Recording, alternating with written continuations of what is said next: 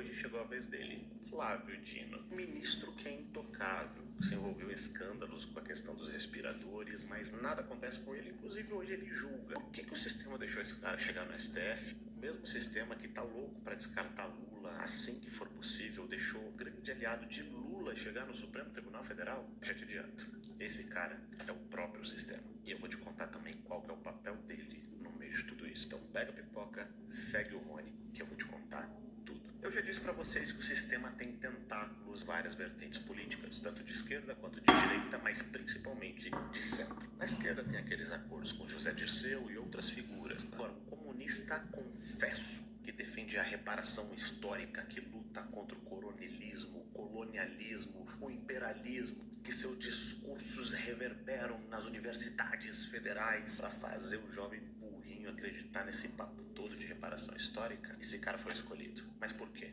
Para você entender essa história, nós vamos ter que voltar um pouquinho no tempo. O Flávio Dino nasceu em 1968 em São Luís do Maranhão, mas a história dele, que fez ele chegar no Supremo Tribunal Federal, começa muito antes disso. Eu tô falando lá do século XIX, quando os antepassados desse cara já faziam parte da elite política e agrária lá no norte do Brasil. O tetravô desse cara, Francisco Tapajós, tinha terras lá no norte, na Amazônia, do lado do rio Tapajós, terras enormes, um local que produzia cacau, algodão, café e coisas do tipo. Tanto o avô, quanto o bisavô, quanto o pai de Flávio Dino ocuparam cargos a vida inteira na política e também no judiciário, até chegar o tal do Flávio Dino. Basicamente, o DNA de Flávio Dino tá lá atrás do Brasil imperial. E esse cara aqui, a família dele, já estão acostumados há séculos viver no centro do poder e controlar a coisa toda que acontece no Brasil. O Flávio Dino estudou num colégio católico particular, se formou pela Universidade Federal do Maranhão e entrou no Judiciário Federal aos 25 anos, aprovado em primeiro lugar. Uma carreira brilhante. Ou seja, é um comunista, filho de toda a elite do sistema brasileiro, formado com dinheiro público e privado, que sempre foi sustentado por um Estado que é fruto do suor do capitalismo brasileiro. Esse é o ministro comunista. Só que aí que tem o pulo do gato. Depois de tudo isso, esse cara foi para a Câmara Federal, presidiu a Embratur, foi governador do estado do Maranhão, ministro da Justiça e, por fim, ministro do Supremo Tribunal Federal. Ou seja, ele é praticamente um case de sucesso do sistema opressor, capitalista, colonialista. Ele mesmo vive denunciando e enganando as massas para dizer que ele é um comunista a favor dos mais pobres. Só que o pior, eu ainda tô para contar para vocês aqui. Sabe quando o Flávio Dino e a esquerda vem com aquele papo de reparação histórica, que é para isso que a gente tem que ter cota, porque o negro foi escravizado no passado, ele não teve oportunidades, então ele foi para bolsões de pobreza, então hoje nós temos que criar políticas públicas para os negros, afinal de contas, eles foram tão explorados pelo colonialismo, que é o discurso do Flávio Dino e de todo e qualquer comunista, esquerdista, essa galera toda. Sabe esse discurso? Pois bem, quem vocês acham que herdou os privilégios políticos e sociais da era colonial e da escravatura até hoje? E só chegou onde está por causa disso, até hoje. Quem vocês acham? Foram exatamente as famílias, como a desse cara aqui, que foram formadas na elite maranhense e amazônica, que eram ligadas ao judiciário, à política e ao poder desde o século XIX. Famílias que não foram vítimas do sistema imperial, mas eram o próprio sistema imperial e colonizador, escravocrata, e que foram beneficiadas direto com essa história toda. Basicamente, o sistema que ele diz ser contra foi o que sustentou a família dele a vida toda e o que permitiu que ele estudasse nas melhores escolas, tivesse a melhor educação, tivesse muito dinheiro para investir tanto na sua educação quanto na sua carreira política e chegasse a ser um ministro do Supremo Tribunal Federal. É isso mesmo. É o próprio sistema desde o século XIX que ele mesmo diz combater.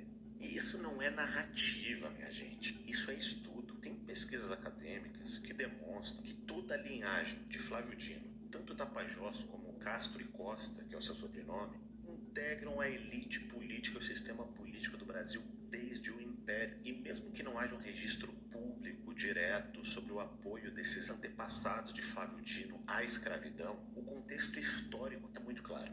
As famílias como a do Flávio Dino, que tinha muita terra, influência e cargos públicos desde aquela época, eles tinham poder porque o Brasil imperial dependia da escravidão e da mão de obra barata.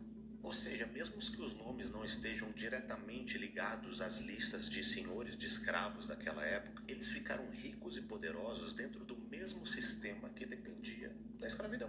E é justamente esse sistema, esse tipo de herança que ele diz e fala sobre reparação histórica, que é o responsável pelo abismo social que nós temos até hoje dos mais ricos e dos mais pobres. E é por isso que ele é comunista, porque defende os mais pobres.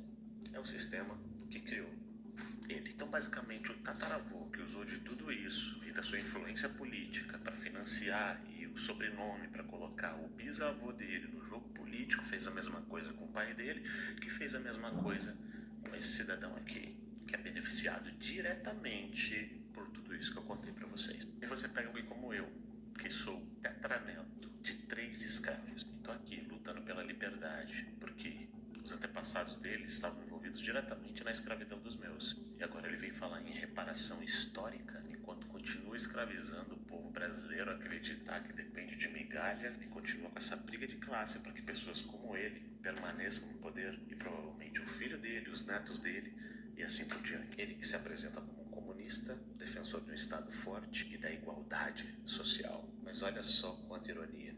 É comunista, mas só chegou ao topo porque é de uma elite estatal. É contra o capitalismo, mas sua família só é rica graças ao capitalismo que no passado explorou a mão de obra barata vindo dos escravos. No fim das contas, esse cara é o retrato perfeito da esquerda que chega ao poder pelo sistema que eles dizem combater, pelo capitalismo que eles dizem combater, pela escravidão que eles dizem combater, pela desigualdade social que eles dizem combater. E depois posa de revolucionário, o ministro comunista revolucionário. Então o Flávio Dino não é um erro do sistema. Ele não chegou ao STF porque o sistema acabou se perdendo. Flávio Dino é o próprio sistema com discurso de revolução. Enquanto o povo continua lutando por dignidade, acreditando nesse discurso e conversa fiada, ele herda as conexões com o período escravocrata, o sobrenome dos poderosos, mas agora com uma bandeira vermelha no colo e a palavra justiça nos lábios. Mas qual o papel do Flávio Dino no meio de tudo isso? O papel do Flávio Dino é exatamente esse: manter as massas totalmente distraídas. É fazer as classes mais baixas brigar com as classes mais altas. É fazer o negro brigar com o branco, a mulher brigar com o homem.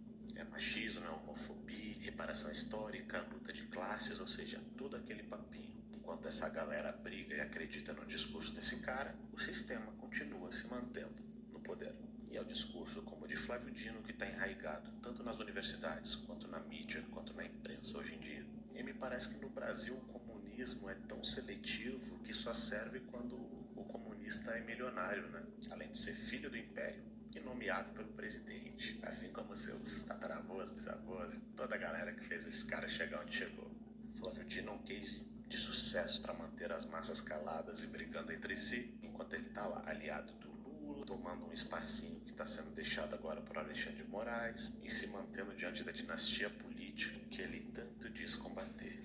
Privilegiado que diz que luta contra privilégios. Afinal de contas, não mudou muita coisa de hoje para a época da escravidão. Imagina um escravo que morava lá naquela casinha, sem saneamento básico, recebia apenas a comida para se manter forte, para trabalhar no outro dia, não tinham acesso à saúde de qualidade, não tinham segurança, brigavam entre si. E você olha para o povo de hoje, recebendo Bolsa Família apenas para comer, morando numa casinha que não tem saneamento básico, dependendo do Estado para tudo e pagando altos impostos, e engordando muito. A elite, a mesma elite estatal que naquela época dominava e domina até hoje. Vocês acham que saíram da escravidão? Essa é a esquerda brasileira.